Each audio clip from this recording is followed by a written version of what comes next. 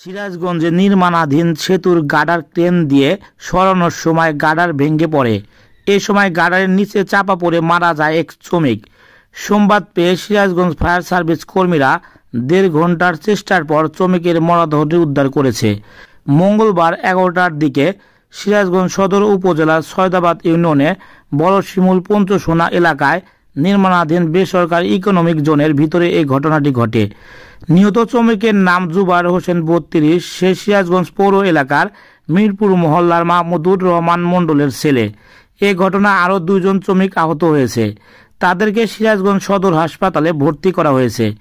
Sirajganj fire service and civil ডিফেন্সের station officer Mohammad Ataur Rahman জানান, economic জোনের ভিতরে নির্মাণাধীন একটি সেতুর ৩টি গার্ডার ধসে পড়েছে।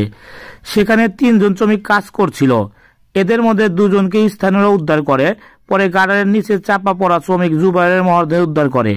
সিরাজগঞ্জ ইকোনমিক জোনের ইঞ্জিনিয়ার মোহাম্মদ কামাল হোসেন বলেন, যমুনা নদীর ক্যানালে প্রায় ১০০ কোটি টাকা ব্যয়ে বেলকুচি ইলেকট্রনিক বাজারে সীমিত সময়ের জন্য সকল পণ্যের উপর ২০% ছাড়। মন্ডল প্লাজা সদর হাসপাতাল গেট সংলগ্ন মুকুন্দগাথী, বেলকুচি, সিরাজগঞ্জ।